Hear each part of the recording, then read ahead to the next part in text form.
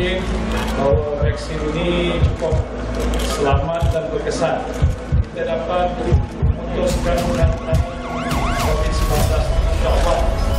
Lindung diri, lindung semua, kita mesti menang. lindung diri, lindung semua, kita mesti menang.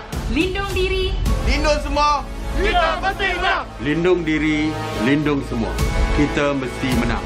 Lindung diri, lindung semua. Kita mesti menang. lindung diri, lindung semua. Kita mesti menang. lindung diri, lindung semua, kita mesti menang. Lindung diri, lindung semua, kita mesti menang. Lindung diri, lindung semua, kita mesti menang. Cegah penyakit COVID-19 aneh. Lindungi diri, lindungi semua. Ini adalah usaha kita bersama. Kita mesti menang. Moga Tuhan berkati kita. Selamat pagi, kita bersama lagi dalam Ruang Bicara yang dibawakan kepada anda tentunya di Bernama TV, dan hari ini kita memilih satu lagi topik yang cukup penting sebenarnya untuk kita sembang-sembang bersama dengan seorang tetamu yang cukup istimewa yang sudah pun berada di studio Ruang Bicara ini bersama dengan saya. Dan ini merupakan tetamu yang begitu lama sebenarnya kami menunggu kehadirannya di Ruang Bicara, dan akhirnya penantian itu berhasil juga apabila tetamu istimewa ini telah pun muncul dan bersama saya sekarang ini di studio Ruang Bicara. Jadi jutaan terima kasih dan juga selamat datang kepada Yang Berhormat Datuk Seri Dr. Adham Baba, iaitu Menteri Kesihatan Malaysia. Jadi Datuk Seri, apa khabar? Terima kasih. Lama kami tunggu Datuk Seri. Saya alhamdulillah seperti mana yang diberitahu dapat kita bertemu, dapat ke udara pada hari ini. InsyaAllah kita beri yang terbaik. Ya, dan tapi saya takut satu aja lah Datuk Seri, tengok pada nota-nota yang begitu banyak di depan Datuk Seri di atas meja ni. Bimbang juga saya sebenarnya. Okey, kepada anda jangan lupa anda juga sebenarnya boleh mengikuti kami secara live di FB dan juga di YouTube Bernama TV.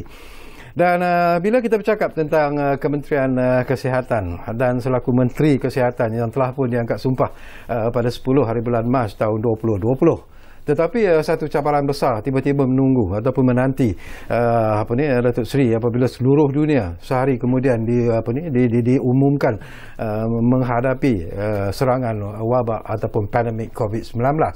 Jadi ialah mungkin buat pembukaan ini, apa perasaan Datuk Seri ketika itu sebenarnya? Ya, saya mendapati bahawa apabila kita berada dalam pandemik COVID-19 peringkat dunia pada 11 hari bulan, WHO mengumumkan bahawa ini ialah world pandemic COVID-19.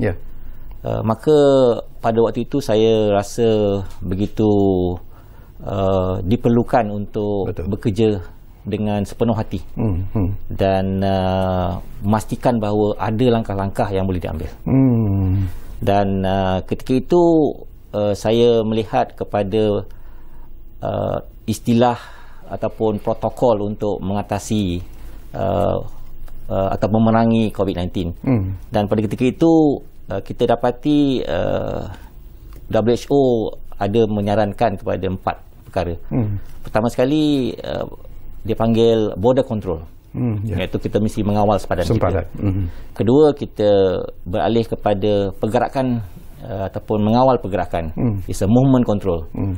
Ketiga, kita perlu melindungi diri, iaitu apa yang dipanggil PPE lah, personal protective equipment ataupun alat-alat pelindungan untuk melindungi daripada virus.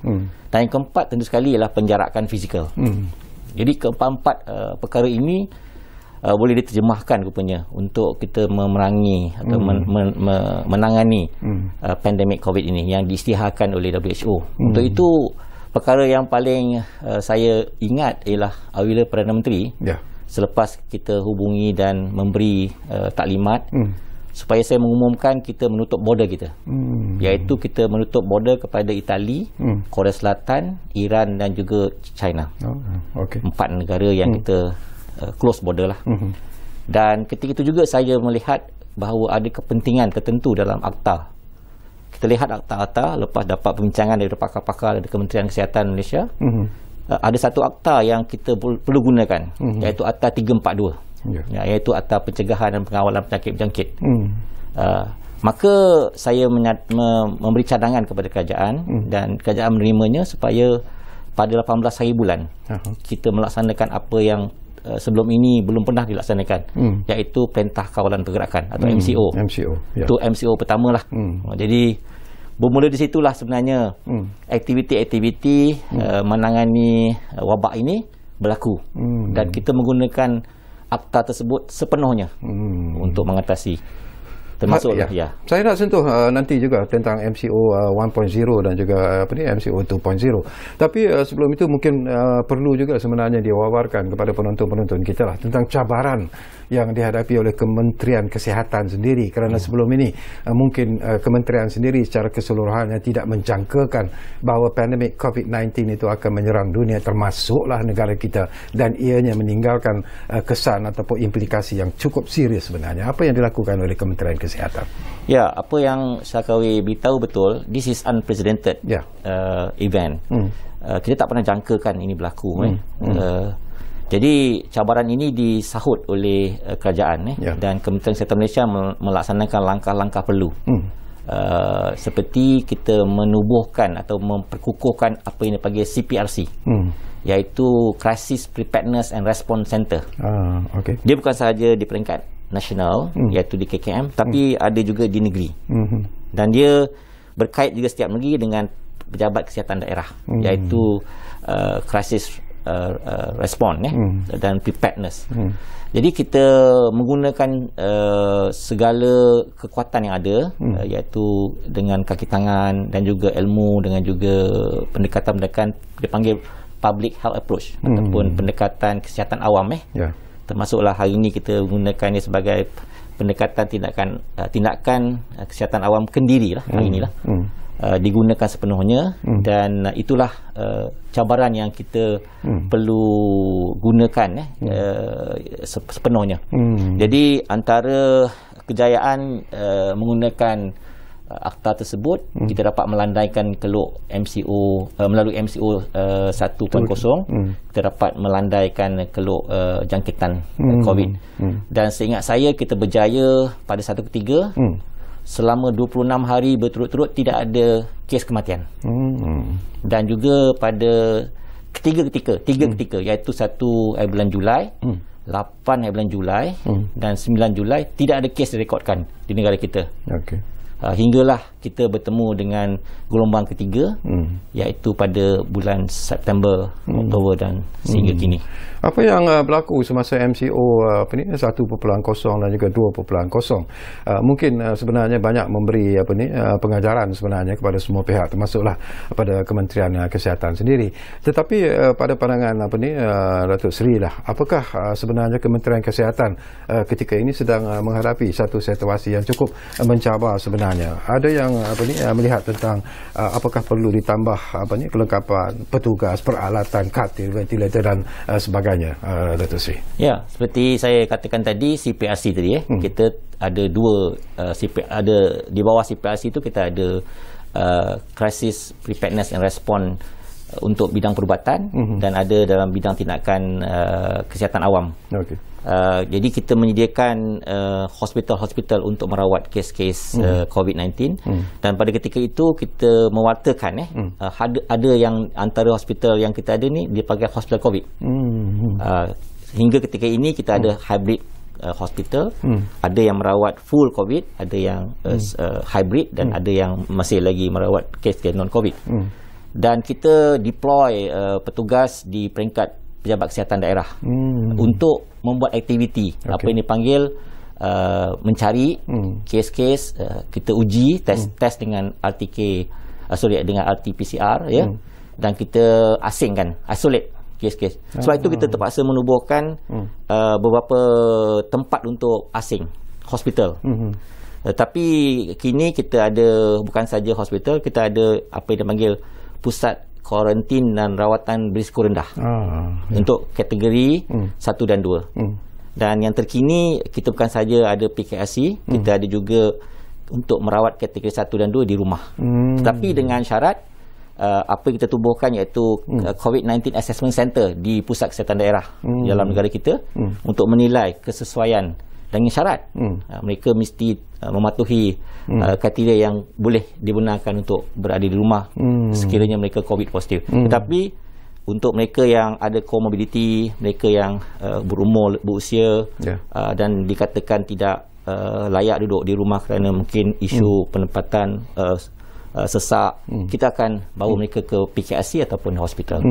Tapi untuk kes-kes COVID-19 yang kategori 4 dan 5, kita rawat mereka di hospital. Dan rawatan diberikan mengikut protokol rawatan sehinggalah kita dapat kadar kesembuhan menggunakan protokol rawatan COVID-19. Saya nak mengajak Datuk Seri mengimbas kembali lah bila kita bercakap tentang kejayaan MCO 1.0 dan juga 2.0, walaupun sekarang ini kita sedang menghadapi MCO 3.0, tetapi kejayaan MCO 1.0 dan 2.0 itu, adakah ianya disebabkan oleh sikap rakyat ketika itu yang betul-betul mematuhi SOP yang telah ditetapkan, ataupun ada faktor-faktor lain yang mungkin membantu sebenarnya untuk mengurangkan serangan pandemik COVID-19 ini sebenarnya, Datuk Seri? Ya, saya ingin mengucap terima kasih kepada rakyat negara kita lah, kerana bukan saja bersama-sama menangani COVID-19, seperti menunjukkan solidariti lah, membantu. Dan mereka lihat sendiri frontliners bekerja, bertengkur lumus sama ada di lapangan atau di hospital merawat kes positif. Maka dengan itu mereka melihat cabaran ni bukan pernah kita atasi, bukan pernah kita alami sebelum ini, tapi dapat diatasi dengan sifat yang ditunjukkan, iaitu apa yang diutarakan oleh Kementerian Kesihatan Malaysia untuk kita laksanakan, iaitu penjarakan fizikal, penggunaan pelitup hidung dan mulut, dan juga sanitize. Selalu kita ingatkan supaya mencuci tangan dengan menggunakan hand sanitizer dan sebagainya. Serta yang penting sekali, pesanan Ketua Pengarah Kesihatan Malaysia, iaitu 3S 3W, iaitu elakkan 3 sempit, sembang dekat dan sesak. Dan 3W itu ialah wear, memakai face mask, warn, kita sama-samalah mengingati, dan kita wash our hand. So ini pesanan harian yang diberikan dan dipatuhi, alhamdulillah.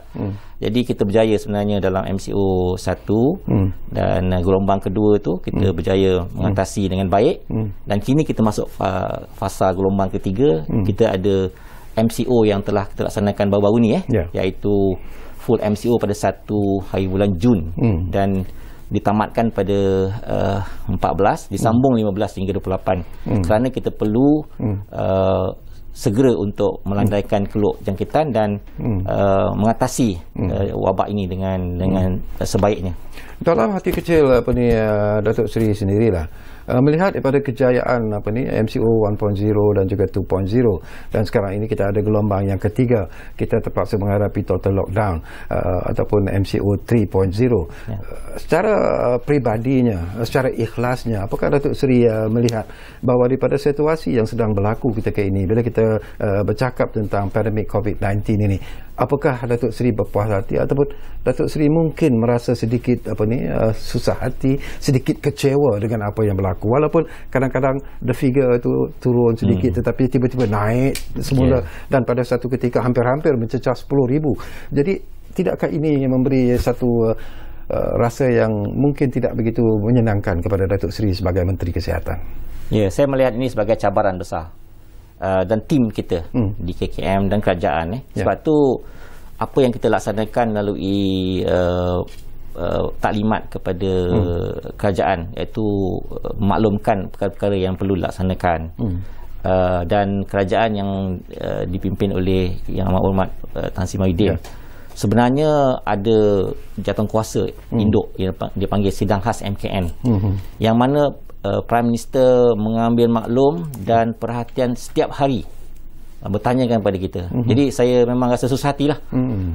Apa yang berlaku seharian tersebut mesti based on data dan sains.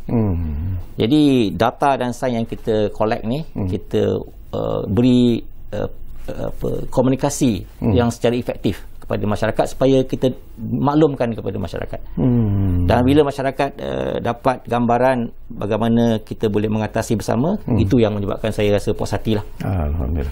Okey, baik, apa ni Datuk Seri, mungkin ada baiknya kalau kita berehat dulu buat seketika, kerana selepas rehat nanti saya nak mengajak pula Datuk Seri untuk bercakap tentang apa ni program imunisasi COVID-19 kebangsaan. Ini juga sesuatu yang menarik sebenarnya. Tetapi kepada anda, jangan ke mana-mana. Kembali semula sebentar saja lagi bersama kami di Ruang Bicara yang kami bawakan kepada anda. Mana lagi? Tentunya Bernama TV. Kita jumpa lagi.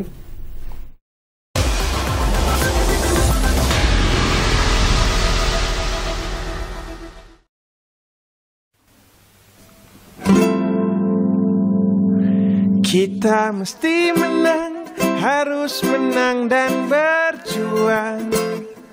Kita mesti harungi bersama dan berjiwa. Selamatkanlah negara untuk Malaysia. Teruslah teguh demi negara. Jangan bimbang walau dunia terkesan. Apapun hadapi dengan sabar. Sampai terus kita harus bersatu menghadapi cabaran bersama. Kita adalah sebagai pejuang demi untuk semua bangsa. Sambutlah seruan pemimpin kita agar negara bebas ancaman. Kita mesti menang, harus menang dan berjuang. Kita mesti harungi bersama dan berjiwa. Selamatkanlah negara untuk Malaysia. Teruslah teguh demi negara.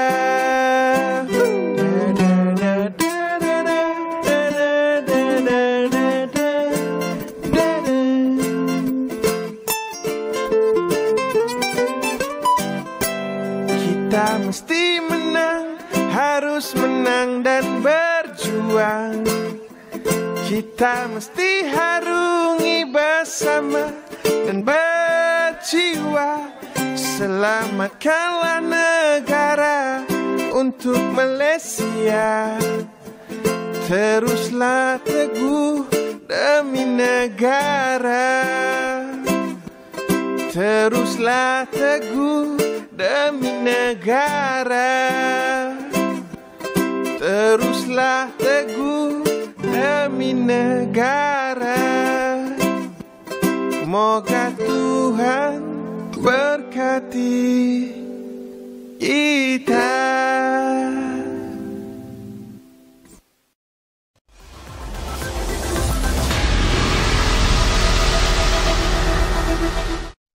Okey, kita kembali semula ke ruang bicara ini. Menarik lagu itu sebenarnya, dan saya lebih tertarik apabila Datuk Seri juga turut menyanyi lagu tersebut di studio ini. Tapi kita masih lagi bercakap tentang isu yang cukup serius sebenarnya, iaitu pelan pemulihan negara sektor kesihatan, dan tentunya kita masih lagi bersama dengan tetamu yang cukup istimewa, iaitu Yang Berhormat Datuk Seri Dr. Adham Baba, Menteri Kesihatan.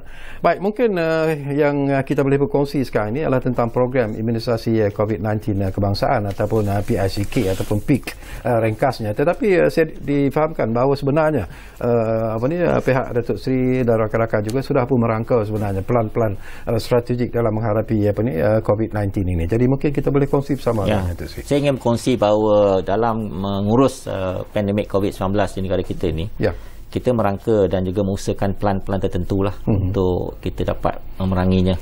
Antara plan strategik yang telah pun kita rangka ada 5 yang kita senaraikan. Dan senarai itu ialah apa yang dipanggil plan strategik untuk vaksinasi. Antaranya ialah vaksinasi. Selain pada vaksinasi, kita mesti ada plan untuk putuskan rantaian transmisi sendiri. Kedua, kita kurangkan mobiliti dan kematian. Kemudian kita memperkukuhkan apa yang dipanggil diagnostik dan surveillance bagi mengesan awal kes COVID-19 dan kita tingkatkan kesedaran dan pemberdayaan norma baru kehidupan. Jadi antara yang paling penting di sini ialah vaksinasi. Dia mesti dilaksanakan kerana vaksinasi COVID-19 yang telah pun kita ketahui daripada awal Januari awal tahun ini, bahawa dapatnya kita memperoleh vaksin-vaksin tertentu yang boleh sebenarnya dia memberi pelindungan kepada diri sendiri dan pelindungan kepada orang ramai sekiranya kita dapat vaksinat diri kita lah. Antara yang dilakukan ialah dia akan mengurangkan kebarangkalian berlakunya penyakit yang lebih kritikal ataupun kemasukan ke hospital ataupun ke ICU lah. Yang penting kita mengurangkan mortality itu, iaitu kematian. Dan kadar vaksinasi yang tinggi pada hari ini telah membuktikan bahawa dia akan menyumbangkan kepada kes yang lebih akan menjadi lebih menurun dan hospitalisasi dan kadar kematian dapat dikurangkan. Ini terbukti berlaku bila banyak negara-negara di dunia ini melaksanakan program vaksinasi. Dan untuk ketika ini kita telah pun secure beberapa vaksin. Biar saya beritahu bahawa calon-calon vaksin yang kita telah putuskan untuk kita dapatkan kerana ini lebih dikatakan berkesan, berkualiti dan juga selamat. Yang melalui proses tapisan NPRA. Apa itu NPRA? Iaitu National Pharmaceutical Regulatory Agency, yang menilai vaksin-vaksin yang selamat, berkesan dan berkualiti dan berkesan lah. Jadi kita telah pun memilih vaksin Pfizer dan juga vaksin Sinovac dan juga AstraZeneca setakat ini. Walaupun kita telah menyertai COVAX facility earlier than this year, iaitu satu daripada facility yang memungkinkan kita dapat akses kepada vaksin dan melalui COVAX facility kita telah dapat vaksin Pfizer seawal bulan Februari, di mana Yang Amat Berhormat Perdana Menteri merupakan penerima vaksin pertama di negara kita. Dan seterusnya disusun, diatur mengikut fasa. Fasa pertama kita telah pun selesaikan memberi vaksinasi kepada golongan frontliners. Apa itu frontliners? Mereka yang berhadapan secara langsung dengan COVID-19, seperti doktor, nurse, petugas-petugas kesihatan di lapangan. Dan kedua, kita masuk ke fasa di mana kita mesti melindungi golongan-golongan yang kita panggil vulnerable, iaitu golongan umur yang melebihi 60 tahun ke atas, serta mereka yang mempunyai comorbidity, iaitu penyakit-penyakit berkaitan dengan diri. Jadi apabila kita dapat tahu seramai 9.4 juta di kalangan yang fasa 2 ini perlu kita suntik, dan juga kita masuk ke fasa ketiga untuk the rest of the population, kita panggil penduduk. Jadi vaksin yang kita telah berikan setakat ini percuma, supaya kita dapat memanfaatkan hasil daripada usaha kita kepada rakyat dan lindungi nyawa rakyat. Timbul juga rungutan dan juga sebutan daripada rakyat lah. Bukan senang sebenarnya untuk memuaskan hati semua pihak. Pada satu ketika mereka mengatakan bahawa proses vaksinasi itu dikatakan berjalan agak perlahan dan sebagainya, pelbagai pandangan persepsi yang dia keluarkan. Tetapi mungkin saya percaya Datuk Seri ada alasan tersendiri, dan bagaimana pula langkah-langkah yang diambil untuk mengatasi sekiranya betul bahawa proses vaksinasi yang dilakukan itu agak perlahan. Dari awal lagi kerajaan telah menubuhkan apa yang dipanggil Jawatankuasa Akses Jaminan Akses kepada vaksinasi, JKJB, Jawatankuasa Khas Akses Jaminan Vaksin, yang mana Saudara Menteri Mosty dan saya mempengusikannya, dan ini melibatkan pihak-pihak yang pakar dalam membangunkan dan juga mengusahakan program-program apa yang dipanggil PIK, program imunisasi COVID-19 kebangsaan. Di situlah bermulanya sebenarnya langkah-langkah yang kita atur, dan seperti yang kita tahu, kita perlu vaksinate untuk mencapai apa yang dipanggil herd immunity atau imuniti kelompok supaya kita dapat mengawal jangkitan COVID ini dengan lebih berkesan. Dan imuniti kelompok ini penting untuk kita capai. Jadi untuk capai imuniti kelompok, dia mesti bergantung pada berapa vaksin yang kita ada, dipanggil availability. Jadi pada ketika itu kita buka pendaftaran, dan pendaftaran melalui MySejahtera. Tetapi oleh kerana Nasihat MySejahtera ini mungkin salah satu kaedah saja, kita buka lagi pada 4 kaedah, iaitu kaedah menggunakan website, kaedah menggunakan hotline, kaedah menggunakan pertemuan bersemuka, iaitu pesakit-pesakit ataupun penerima boleh datang ke klinik kesihatan untuk mendaftar. Dan yang terkini ialah pendaftaran reach out. Kita mencari dan memastikan mereka yang tidak boleh berjaya mendaftar, mungkin ada kekangan tertentu, kita dapat daftar. Dan dengan kaedah ini, maka kita bukan perlahan memberi vaksin. Kita tahu bahawa keperluan vaksin seluruh dunia sangat diperlukan. Jadi kita telah berusaha dengan beberapa pengeluar vaksin secara direct, iaitu Pfizer, AstraZeneca, Sinovac. Yang terkini NTRA telah meluluskan satu vaksin yang sangat penting juga, iaitu CanSino, yang mana merupakan single dose vaksin. Ini akan sampai pada bulan depan. Ini akan memungkinkan kita untuk memberi vaksin kepada mereka yang mungkin perlukan satu dos saja untuk dapatkan keberkesanan dan juga perlindungan. Walaupun dengan adanya program yang dipanggil berfasa ini, kita ada satu fasa lagi, fasa keempat, iaitu di mana kawasan wabak kita mesti beri awal. Jadi selain pada fasa 1, 2, 3, 4, dan fasa ini diatur, disusun dengan keberadaan vaksin dan juga keupayaan kapasiti kita memberi vaksin setiap hari lah. Hari ini alhamdulillah kita semalam telah merekodkan 221,000 706 dos disuntik, termasuk yang first dose dengan second dose. Dan setakat ini kita telah berjaya menyuntik 4 juta rakyat penduduk Malaysia, 4 juta lebih vaccinate, 4 juta lebih. Dan ini telah mencapai 10% lah daripada penduduk yang kita nak suntik. Walaupun mereka yang masuk dalam fasa ketiga, iaitu mereka yang the rest of the fasa 1 dan 2, kita akan mulakan tak berapa lama lagi untuk mereka dapatkan vaksin. Mungkin satu benda juga nak dapat pandangan daripada Datuk Seri lah. Maafkan saya kerana memotong sedikit, tapi kita bercakap tentang isu yang bagi saya cukup penting. Ada juga pandangan dan pendapat yang dilontarkan di luar sana yang mengatakan bahawa mungkin kerajaan ataupun Kementerian Kesihatan juga perlu memikirkan cara yang mungkin lebih berkesan dalam usaha untuk melebarluaskan lagi program vaksinasi ini. Jangan hanya menumpukan kepada secara mega di tempat-tempat yang tertentu, tetapi diperluaskan mungkin juga kepada mereka yang mengamalkan perubatan orang panggil the commercial and all that. Apakah itu boleh dilakukan sebenarnya, tu Sri? Ya, kita lakukan dengan kita lakukan dengan memperbanyakkan dipanggil PPV, pusat pemberian vaksin.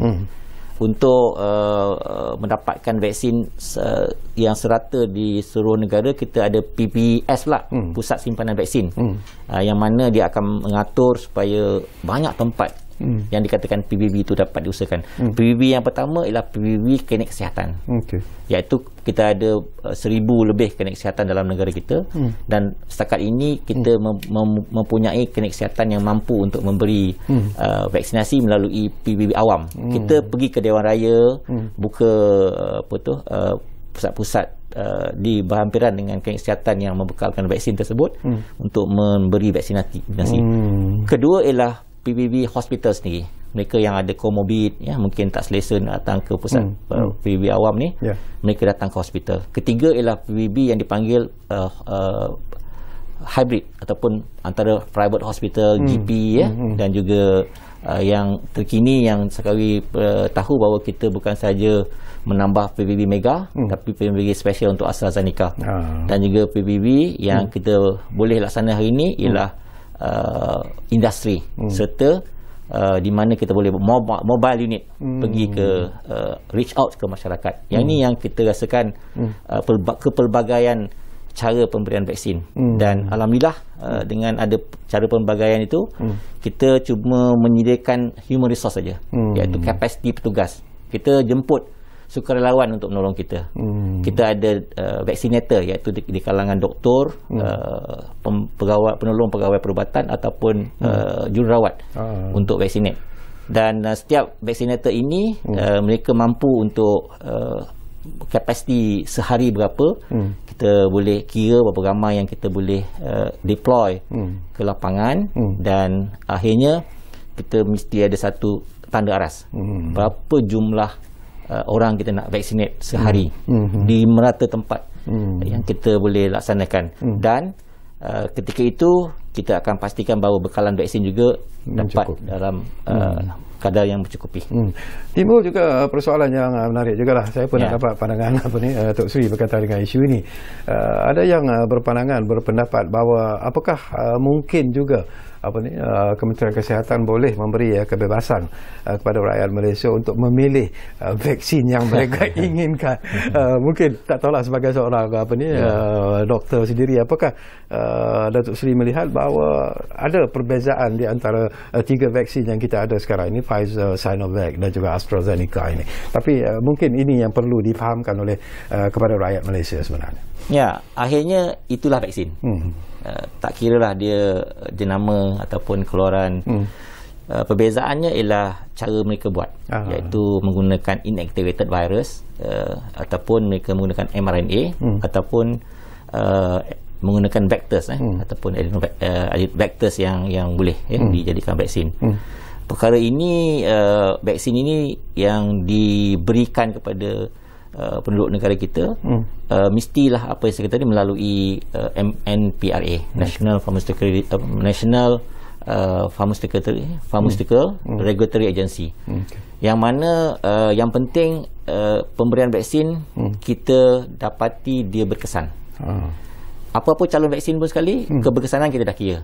Jadi sebab tu ada vaksin yang 1 dos, ada vaksin yang 2 dos. Tapi untuk ketika ini kita memerlukan vaksin yang dibangunkan oleh pengeluar vaksin 2 dos.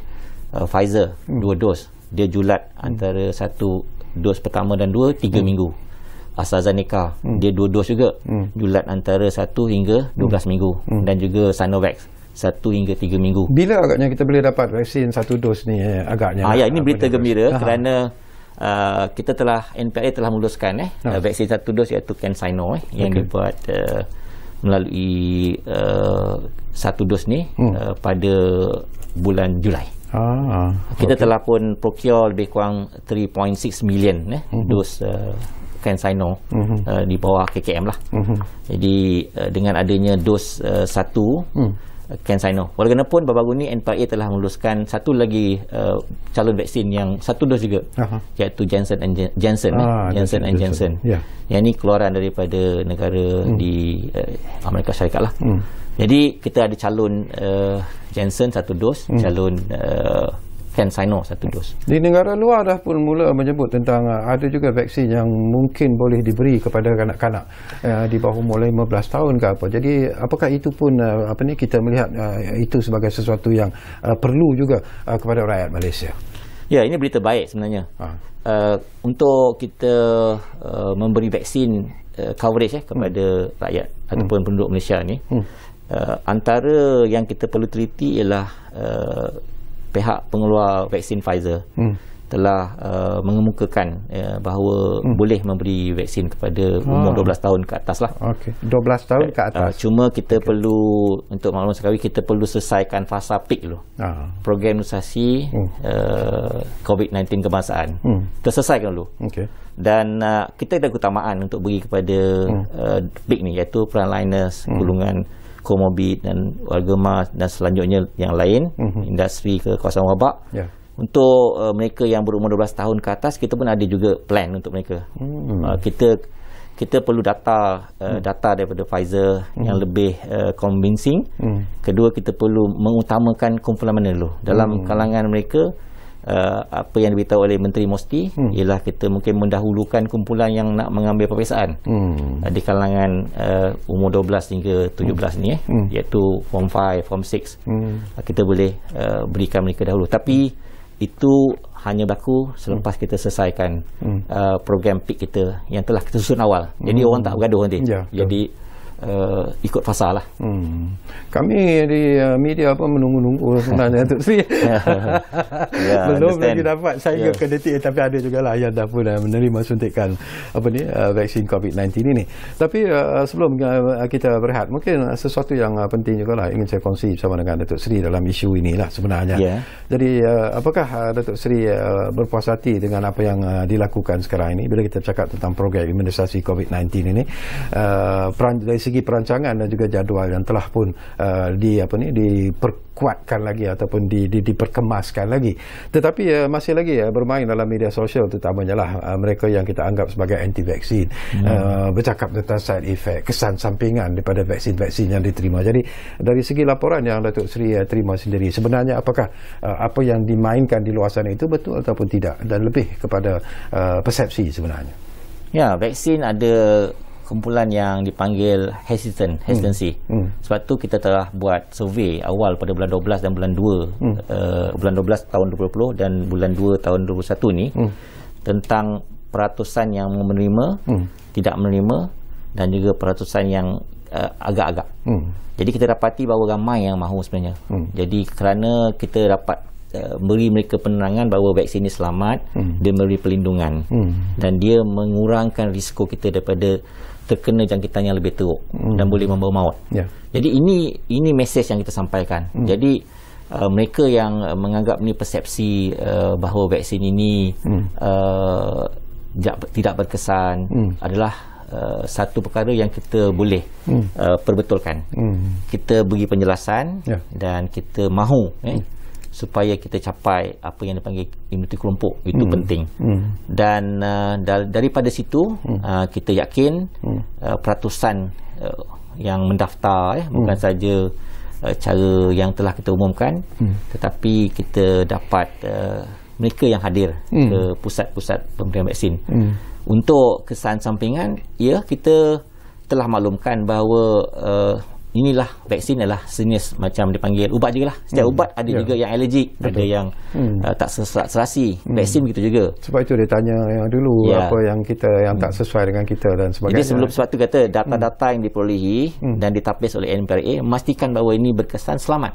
Perkataan selamat dan berkualiti itu yang paling penting. Banyak calon vaksin lain yang kita ditawarkan, tapi kita memilih vaksin-vaksin yang selamat, yang berkesan dan berkualiti. Dan ini melalui tapisan yang sangat ketat.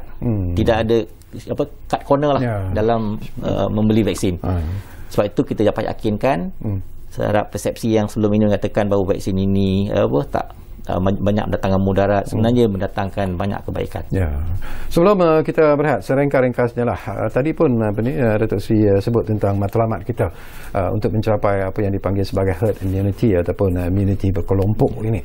Hasrat Yang Amat Berhormat Perdana Menteri juga menyatakannya secara terbuka bahawa di penghujung tahun nanti mengharapkan menjangkakan bahawa sekurang-kurangnya 80% rakyat Malaysia sudah pun menerima suntikan vaksin COVID-19 ini. Keyakinan daripada Datuk Sri, apakah matlamat itu boleh dicapai sebenarnya?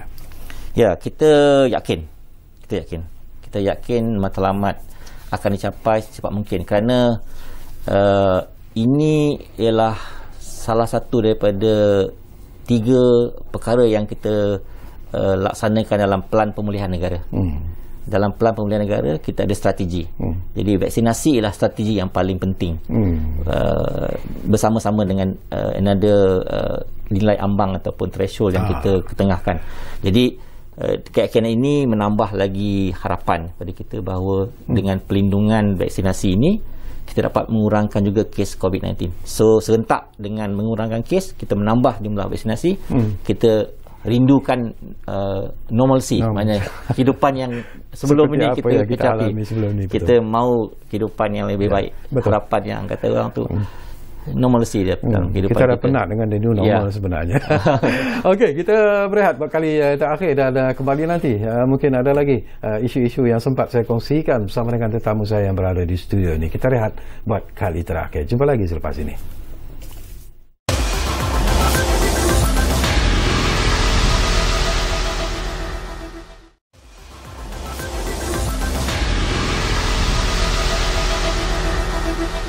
Malah kami berterima kasih kerana anda masih lagi bersama kami di Ruang Bicara di Bernama TV ini, dan kita masih lagi bercakap tentang pelan pemulihan negara sektor kesihatan. Jadi sekarang inilah kita nak sentuh tentang pelan pemulihan negara Datuk Seri, seperti apa yang telah pun diumumkan oleh Yang Amat Berhormat Perdana Menteri. Dan ini pun sesuatu yang menarik jugalah kalau kita kaji tentang pelan pemulihan negara itu. Intipatinya sebenarnya ialah ingin melihat dan juga mengharapkan bahawa jumlah mereka yang menerima ataupun dihinggapi oleh pandemik COVID-19 ini akan berkurangan, dan ianya dibagikan kepada fasa-fasa, 4 fasa secara keseluruhannya. Jadi untuk mencapai fasa yang keempat itu, supaya kita boleh hidup seperti biasa, kita perlu berada mungkin bawah 400 kalau tak silap saya. Jadi mungkin kita boleh kongsi sesuatu bersama dengan Datuk Seri tentang pelan pemulihan negara ini, Datuk Seri. Ya, kita tahu bahawa pelan pemulihan negara ni dirangka sebagai satu strategi untuk peralihan keluar lah, exit strategi lah. Seperti kata sekali kita dah penat lah ya. Kita perlu rangka pelan strategi untuk exit lah. Kita tahu bahawa ia dibangunkan untuk memastikan bahawa fasa-fasa yang nak diperkenalkan itu bermanfaat dan dengan adanya fasa, kita mempunyai satu pelan rapi lah sebenarnya. Ada pelan yang teratur.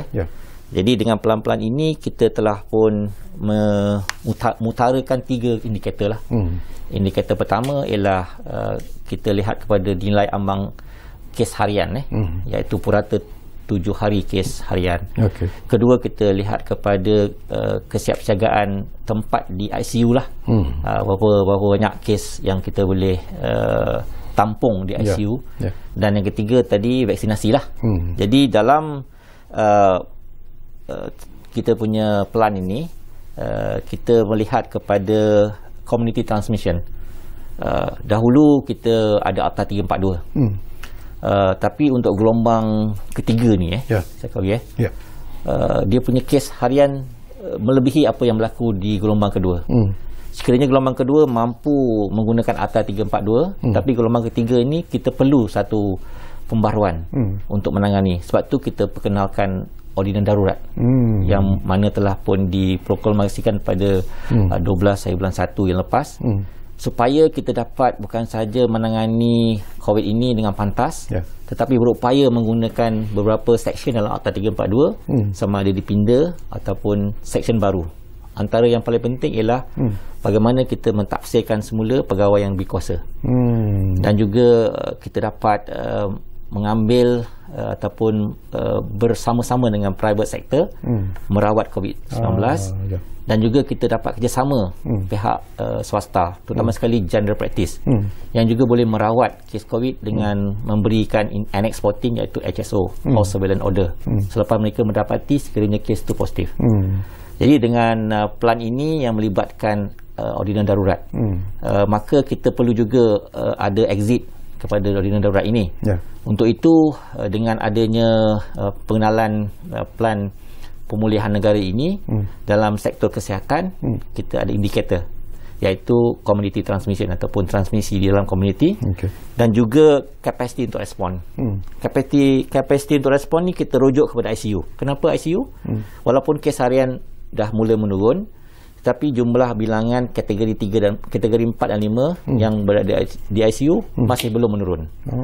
Kerana ini melibatkan varian-varian baru dan juga sporadic infection ataupun kes-kes sporadik bersama kluster yang berlaku, yang mana kebanyakan kes-kes yang dimasukkan ke hospital untuk kategori 4 dan 5, mereka perlu katil-katil ICU ataupun ventilator.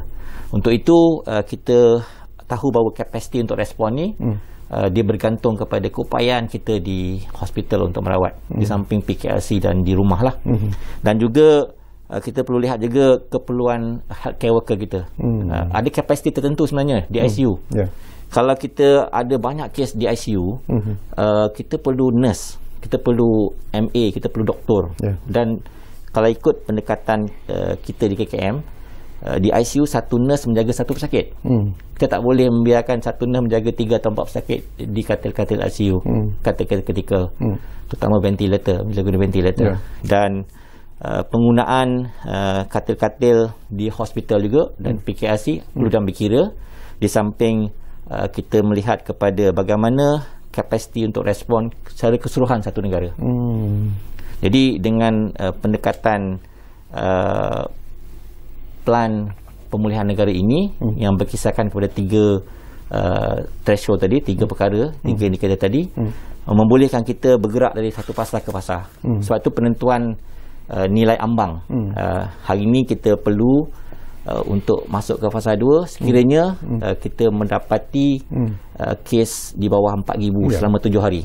Average 7 hari itu 4,000. Kita boleh masuk ke fasa 2. Untuk kes kapasiti ICU, dia mestilah di bawah 75% keupayaan kita untuk kita boleh masuk ke fasa kedua. Tentu sekali vaksinasi kita perlu 10%. Hari ini alhamdulillah vaksinasi dah melebihi 10%, iaitu 11%. Dan dengan adanya pendekatan value nilai ambang ini, kita boleh bergerak sebenarnya dari fasa 2 ke 3 ke 4 dengan mana kita pastikan bahawa kes menurun, penggunaan katil-katil ICU menurun dengan baik dengan kawalan yang kita laksanakan, di samping kita meningkatkan vaksinasi kepada penduduk kita. Bila kita bercakap tentang nilai ambang, ini pun sesuatu yang penting jugalah nak dapatkan pandangan daripada Datuk Seri lah. Yalah, tadi pun Datuk Seri sebut bahawa kita nak melihat bagaimana penurunan kes-kes baru COVID-19 untuk selama 7 hari itu. Tetapi macam contoh yang baik adalah semalam 5,000 lebih, hari ini naik pula kepada 6,000 lebih. Jadi macam mana kita nak mengimbangi benda ini sebenarnya? Apakah Datuk Seri yakin bahawa kita boleh mencapai apa yang dihajatkan melalui plan pemulihan negara itu, ataupun ianya mungkin mengambil masa yang agak panjang walaupun kita letak target di penghujung tahun ini untuk kehidupan semula kepada apa yang kita alami dulu. Jadi apakah itu boleh dicapai sebenarnya? Ya, kita perlu intervensi. Sebab tu kita buat intervensi PKP 3.0 pada 1 hari bulan 6 kepada 14 hari bulan 6, disambung 15 hingga 28. Kita ada satu yang dipanggil unjuran, tu SEER lah, SEIR. SEER ni maksudnya apa? Susceptible, E tu expose, I tu infectious, dan R tu dipanggil recovery lah, ataupun remove. So kita tahu bahawa kita dalam plan pemulihan negara ini, kita lihat kepada nilai RT. Kalau nilai RT tu hari masih lagi 1.2, kalau unjuran 1.2 model SEER tu, pada hari ini kita mungkin mendapat kes 13,000. Kalau tak ada berlaku, tidak melaksanakan apa-apa intervention. Tapi dengan PKP, alhamdulillah, PKP 3.0 ini kita dapat sebenarnya intervensi, sehingga kita dapat unjuran SEER ni, model SEER ni bawah 1, iaitu 0.9. Walaupun kita tahu bahawa pada kadar RT 0.9 ini, dia mungkin bukan saja melandai, tapi dia memerlukan masa sedikit.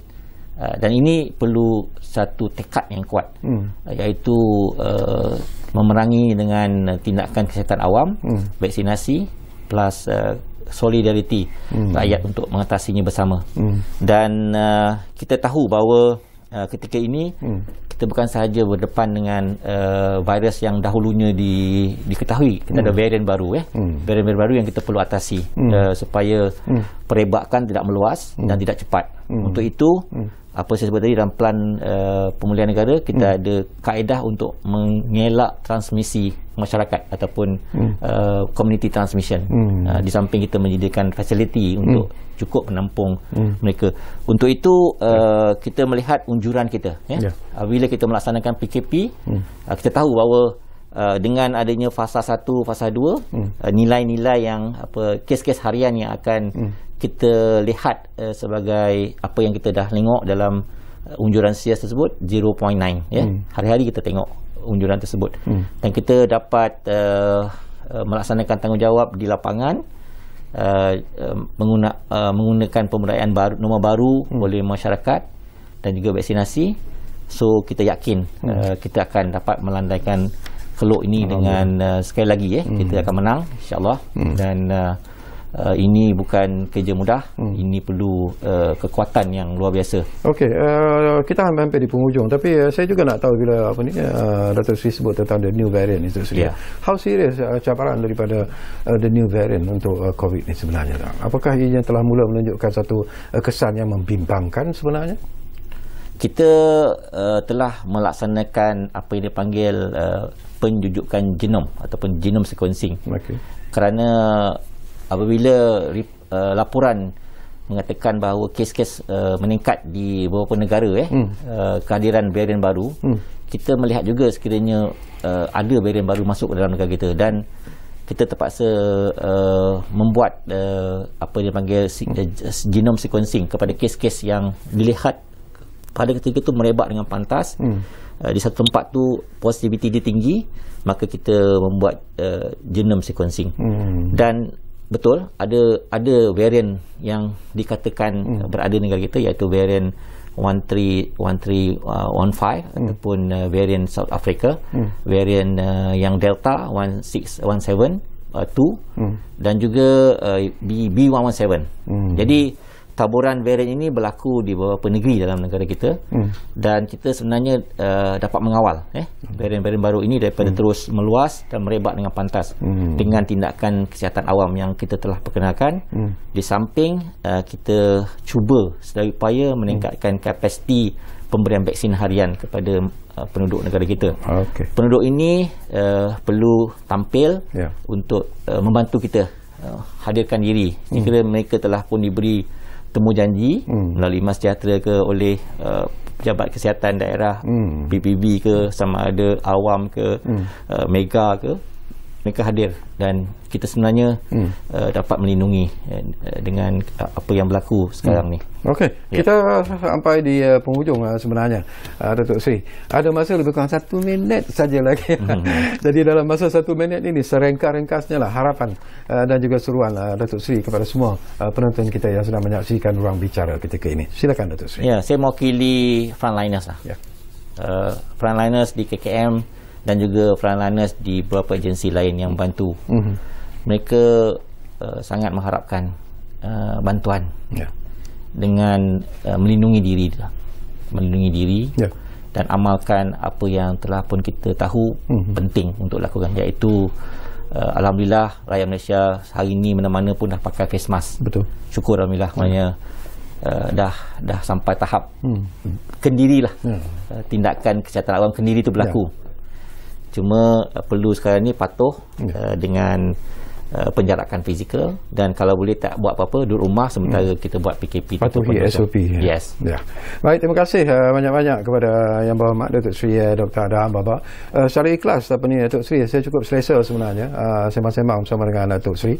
Jadi saya harap ini bukan the first and the last lah untuk Datuk Sri berada bersama kami di Ruang Bicara ini. Mungkin dalam masa-masa yang akan datang, Datuk Sri, kita sembang-sembang lagi berkaitan dengan isu-isu yang melibatkan Kementerian Kesihatan, yang melibatkan kesihatan rakyat utamanya, kerana satu tugas yang berat sebenarnya Datuk Sri, bukan mudah untuk mengimbangi kehendak kesihatan rakyat pada masa yang sama juga melihat kehendak ekonomi. Itu yang amat penting sebenarnya. Jadi sebelum kita berpisah dari perkara, insyaAllah kita akan bersama lagi dalam Ruang Bicara dari masa ke semasa.